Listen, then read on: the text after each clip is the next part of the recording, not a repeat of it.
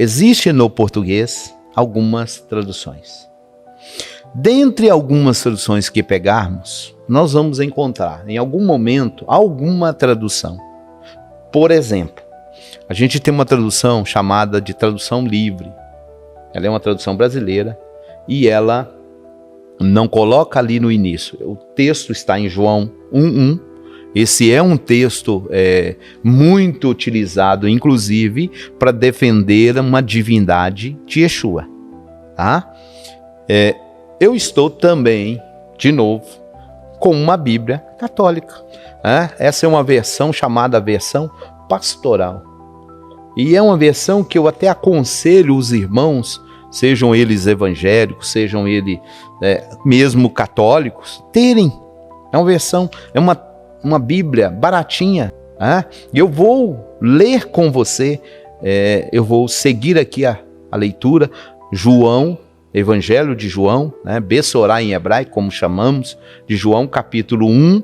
Eu vou lendo com você aqui para você entender o que é o assunto aqui descrito. Algumas versões protestantes, elas têm eles começam com uma ideia, mas eles se perdem na narrativa. A católica é uma das melhores. Paulus é a editora. Bíblia pastoral. Primeiro, olhe bem como é que ela aproximou-se do grego. Se eu fosse ler esse início aqui chamado verbo, o que está na palavra, o que foi traduzido como verbo é logos. Melhor tradução para logos é palavra. E eu vou encontrar essas traduções, e inclusive essa católica. Não é só essa católica, Eu pegar essas outras que a gente utilizou aqui, também terá isso, palavra e não verbo, Por quê? Porque querem induzir as pessoas a uma crença, a uma doutrina que a Escritura não está apresentando. O contexto grego é apresentado de uma forma, a tradução fica de outra forma. E eu vou ler para você esta versão. Então, ela começa dizendo assim: no princípio existia a palavra, e a palavra estava junto de Elohim.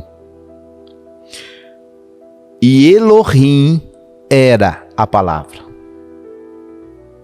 O que eu tenho nas traduções? Quase todas da mesma forma. Quando usam verbo, no princípio era o verbo estava com Deus, e o verbo era Deus. É isso que você vai encontrar. Agora olhe bem isso aqui, essa tradução católica. No princípio existia a palavra estava junto de Elohim. Elohim era a palavra, e não o contrário. Como é que está no grego? O grego está Theos en ho logos. Theos, Deus. Deus era a palavra. Olha como é que ficou nessa católica. No princípio era a palavra estava junto de Deus e Deus era a palavra. Corretíssimo a tradução de acordo com o texto grego. Qual tradução protestante que eu encontro esta? Nenhuma.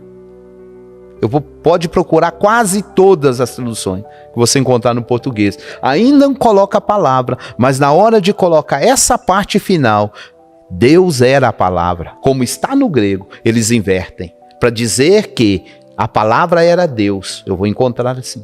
O verbo era Deus. Mas não está escrito isso na Bíblia.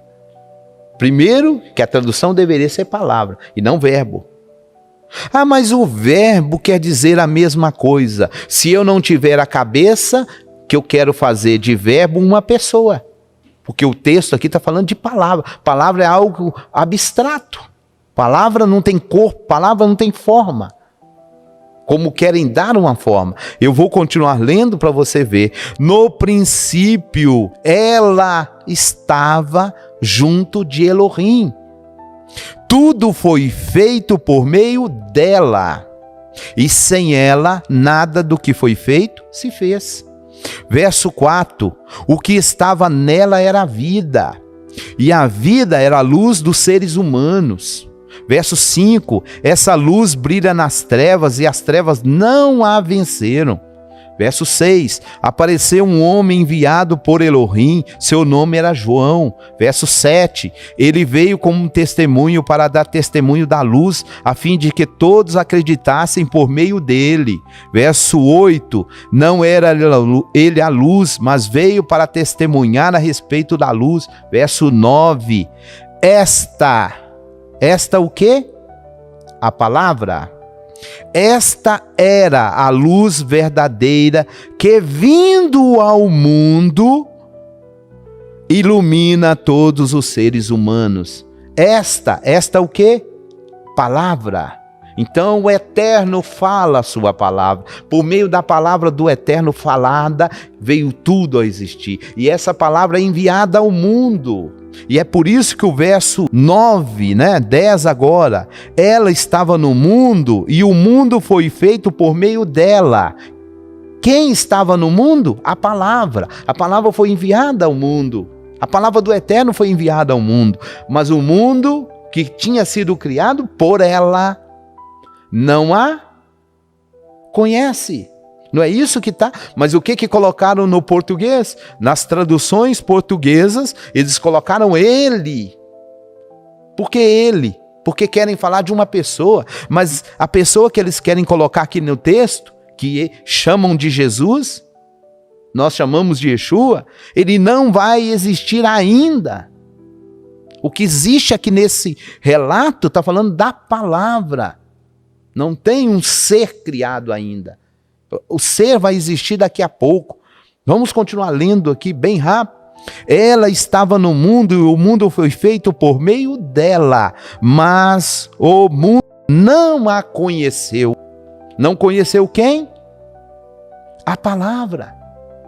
Agora continua. Ela veio para os que eram seus. Porque o Eterno enviou a sua palavra aos seus. Porque a palavra foi enviada primeiro para Israel. O Eterno fez uma aliança com Israel. E Israel não aceitou a palavra? Sim. Isso é fato. Mas também tem uma coisa. Essa palavra foi enviada às nações. E as nações também não a recebeu.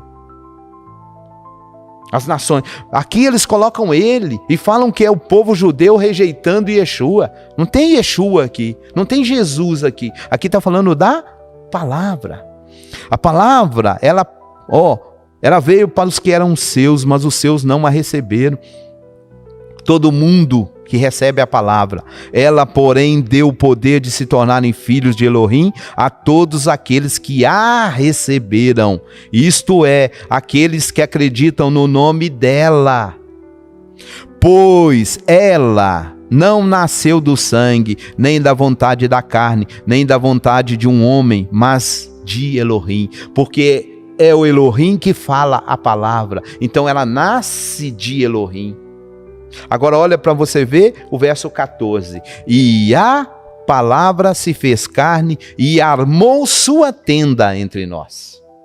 A tradução comum é e habitou entre nós. Mas a palavra grega aqui é exatamente essa aqui, armar tenda, fazer tenda, tabernacular. Essa é a tradução correta. A palavra, então, ela fez uma tenda, ela fez um tabernáculo no nosso meio. A palavra se fez carne e tabernaculou entre nós. Agora sim, nasce um ser humano chamado Yeshua.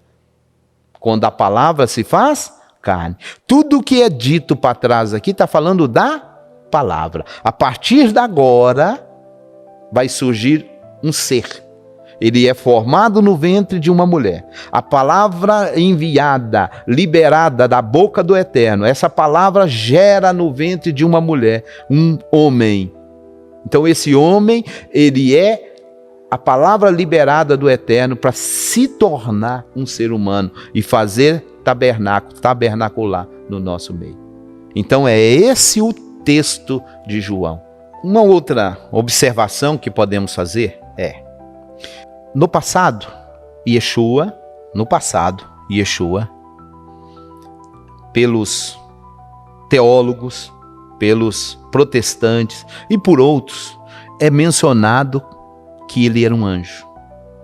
Não tem aqui no texto dizendo que um anjo se fez carne. Não tem aqui no texto dizendo que o anjo entrou no ventre de uma mulher e se fez carne. Aqui está dizendo que a palavra se fez carne. Agora, essa palavra que se fez carne, ela foi enviada da boca do Eterno. Porém, o Eterno falou de muitas maneiras pela boca dos profetas. Então, podemos dizer também que Yeshua é uma profecia se tornando carne? Sim. Deuteronômio, Devarim.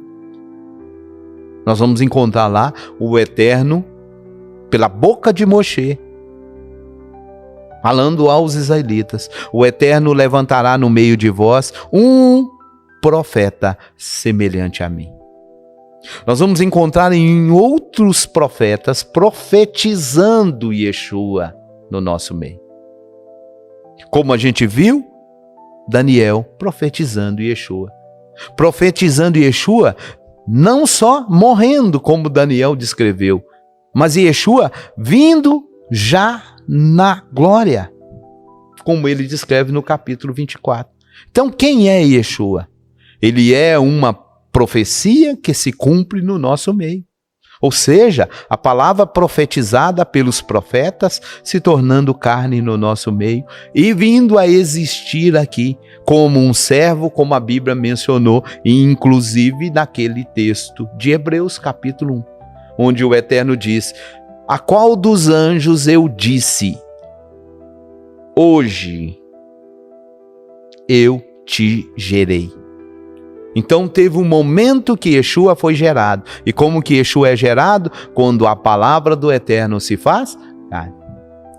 É diferente quando alguém quer defender a pré-existência de Yeshua, dizendo que Yeshua estava com o Pai, que o Pai mandou Yeshua, que Yeshua se esvaziou da sua glória, e aí eles querem pegar isso, voltando com isso do passado, ou na eternidade, e vai dizendo uma série de coisas que não existe na Bíblia. O que é o verbo? Uma tradução mal feita, porque a tradução melhor seria a palavra, e essa palavra vai entrar em todos esses textos do capítulo 1 de João. Ok? Do Evangelho de João, até o verso 14, onde está dito: e a palavra se fez carne e habitou entre nós. Então ela deixa de ser algo abstrato e se torna algo sólido. Uma pessoa habitando no nosso meio. E essa pessoa, como está dito, foi gerada em um momento. Ela é gerada um momento pela palavra do Eterno. Tem um momento que ela é gerada.